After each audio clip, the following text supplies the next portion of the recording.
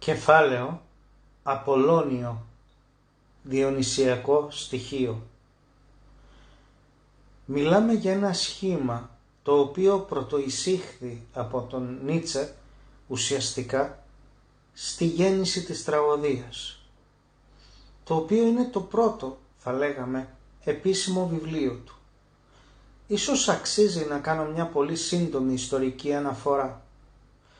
Είναι ένα βιβλίο στο οποίο ο Νίτσε μίλησε για το πώς εκείνος έβλεπε τη χρήση της αρχαίας τραγωδίας από τους αρχαίους Έλληνες. Μην ξεχνάμε ότι ουσιαστικά ο Νίτσε ήταν φιλόλογος. Ήταν ένα έργο που πολεμήθηκε πάρα πολύ από τους φιλόλογους της εποχής του. Τον είπαν τσαρλατάνο και τι βλακίες λέει, και ότι μία είναι η πρόσληψη της αρχαίας τραγωδίας. Είναι αυτή από τον Αριστοτέλη. Τι φαντασιώσεις είναι αυτές που λες, και τα λοιπά. Ωστόσο, η θεώρησή του ήταν απίστευτα ενδιαφέρουσα. Αυτό που είπε είναι ότι η αρχαία τραγωδία είναι εκεί για να επιφέρει μια κάθαρση αριστοτελική. Είναι καθαρά ένα δημιούργημα των αρχαίων Ελλήνων για να αντιμετωπίσουν την απίθμενη σκληρότητα της ύπαρξης. Δηλαδή, ξέρουν ότι η ύπαρξη δεν έχει κανένα νόημα. Είναι απίστευτα σκληρή η ζωή. Δηλαδή, αν μπορούσαμε να αυτοκτονήσουμε, θα ήταν το καλύτερο που θα μπορούσαμε να κάνουμε. Αλλά πρέπει να βρούμε έναν τρόπο να ξεγελάσουμε τους εαυτούς μας. Και αυτό είναι η τραγωδία. Δηλαδή δημιουργείς καταστάσεις στις οποίες φορτώνεις όλη την οδύνη στον ήρωα της τραγωδίας. Και δεν μιλάω για αυτό το καθ' αυτό έργο. Μιλάω για τις ιστορίες, μιλάω για τη μυθολογία, για τα πάντα. Και αυτό το πράγμα σε απελευθερώνει. Πίσω λοιπόν από την τραγωδία κρύβεται ο Διόνυσος. Ο Διόνυσος είναι ο θεός της τραγωδίας. Ο Διόνυσος όμως, αυτό που αντιπροσωπεύει, είναι μια πρωτόγονη αρχική κατάσταση όπου όλα είναι ένα. Μία άβυσσος ύπαρξης. Εκεί που θα θέλαμε να καταλήξουμε, να προστρέξουμε για να αποφύγουμε τις οδύνες της ζωής. Ο Διόνυσος, λοιπόν, αντιπροσωπεύει αυτό το πράγμα. Αντιπροσωπεύει την ενότητα, ενώ ο Απόλλωνας είναι η εξατομικευμένη μορφοποίηση όλης αυτής της αβύσσου στην αισθητή πραγματικότητα. Είναι το λογικό, είναι η εξατομίκευση, ακόμη και με όρους φυσιολογίας. Δηλαδή, οι άνθρωποι έχουμε αποκοπεί από μία πρωταρχική ενότητα και είμαστε κάποιες μονάδες που νιώθουμε την έννοια αυτής της αβύσσου που μας τραβάει. Αλλά είμαστε και κάτι ταυτόχρονα εξατομικευμένο και χωροταξικά αλλά και νοητικά πολλές φορές. Ο Απόλλωνας λοιπόν, ξεκάθαρα για τον Νίτσε, υπηρετεί τον Διόνυσο. Ωστόσο, ταυτόχρονα τον αντιπαλεύεται. Υπάρχει λοιπόν ένα παιχνίδι και υπάρχει και ένα ερώτημα πάντα. Ο Νίτσε κατεξοχήν έχει δηλώσει ότι εγώ δεν είμαι διαλεκτικός. Μισώ τη διαλεκτική γιατί είναι η ηθική των δούλων και γι' αυτό το λόγο δεν μπορώ και τον Χέγκελ. Υπάρχει όμως μια συζήτηση για το αν όντως υπήρχε μια διαλεκτικότητα μεταξύ Απόλλωνα και Διόνυσου. Θα έλεγα λοιπόν ότι η συνεχή διάδραση είναι η εξής. Ο Απόλλωνας είναι αυτός που δημιουργεί τις ψευδαισθήσεις και με την καλή έννοια και με την κακή. Η καλή έννοια είναι ότι έχουμε ανάγκη να δημιουργήσουμε ψευδαισθήσεις, γιατί πρέπει να δημιουργήσουμε έναν κόσμο μέσα στον οποίο πρέπει να ζήσουμε. Ο Διόνυσος όμως είναι εκεί κάθε φορά για να τονίζει ότι αυτό, πρόσεξέ το, είναι η δική σου ψευδαίσθηση, αλλά δεν πάβει να είναι μια ψευδαίσθηση. δηλαδή μέσω των διονυσιακών οργείων, με την έννοια ότι ξαναγινόμαστε όλοι ένα, μεθάμε, χάνουμε τον εαυτό μας μέσα σε μια ενότητα πραγμάτων. Γιατί αν αυτό το πράγμα δεν λάβει χώρα, κινδυνεύουν οι κατασκευές του Απόλλωνα να γίνουν δογματισμοί. Δηλαδή ότι ο κόσμος είναι έτσι. Να γίνουν πλατωνικές ιδέες, να γίνουν πράγματα τα οποία είναι κουτάκια, να γίνουν οι αλήθειες και άρα όποιος δεν πιστεύει στην αλήθεια, τι τον κάνουμε, πού τον πάμε, πού οδεύει. Οπότε θα έλεγα ότι είναι μια συνεχής πάλι.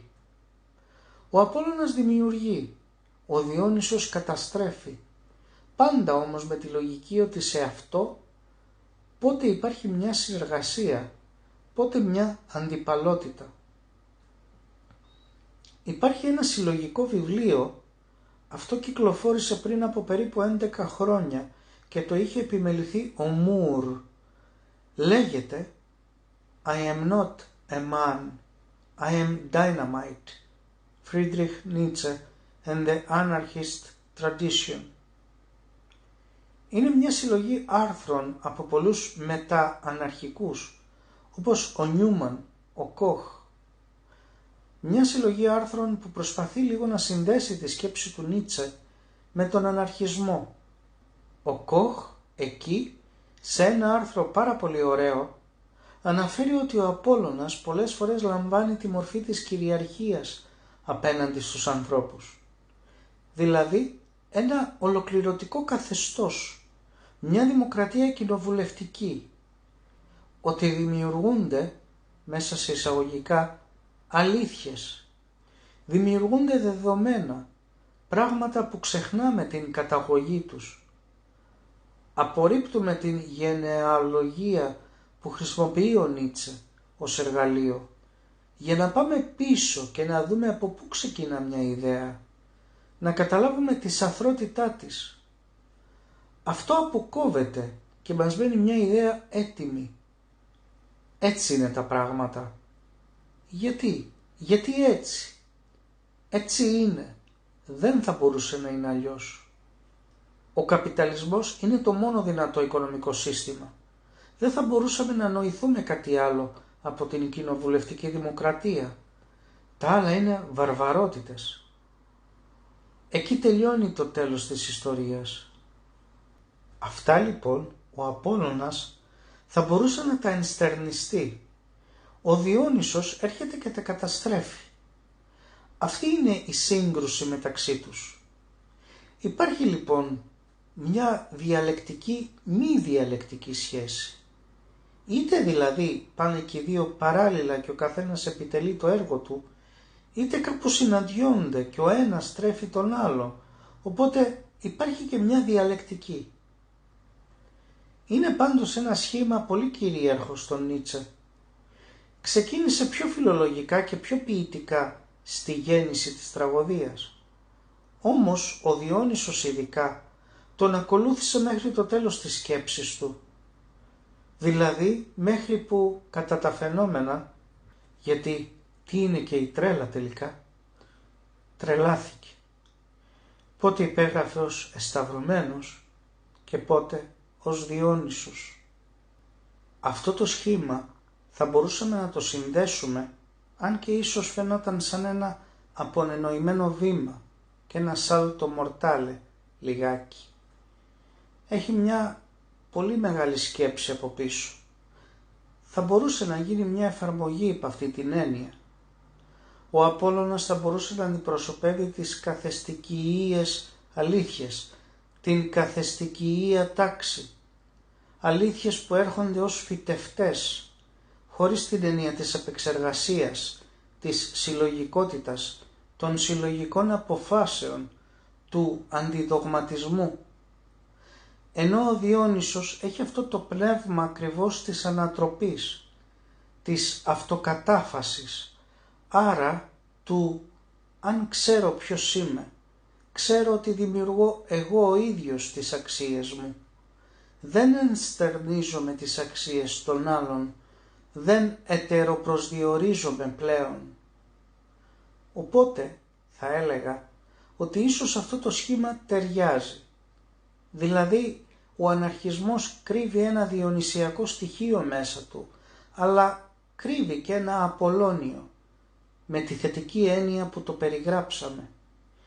Γιατί κρύβει ένα στοιχείο δημιουργικότητας απτής. Δηλαδή, όπως ο Διόνυσος, αν το πάμε σε επίπεδο τέχνης, είναι ο θεός της μουσικής.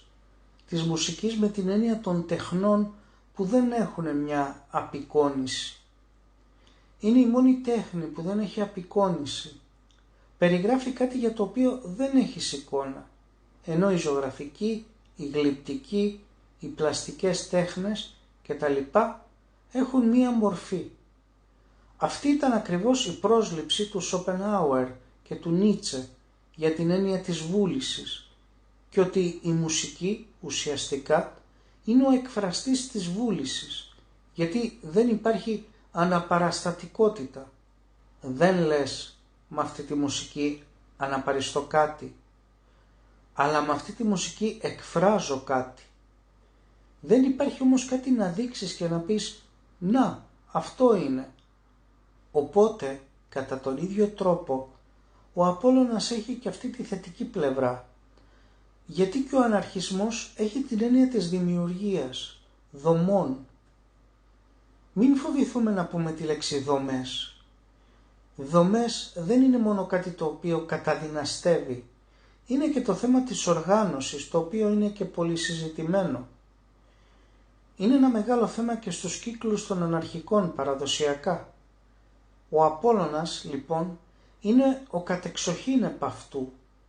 Θα λέγαμε ότι ο Διόνυσος είναι όλη η ζωτικότητα και η ορμή. Είναι αυτός ο λεονταρισμός και με τα θετικά και με τα αρνητικά του.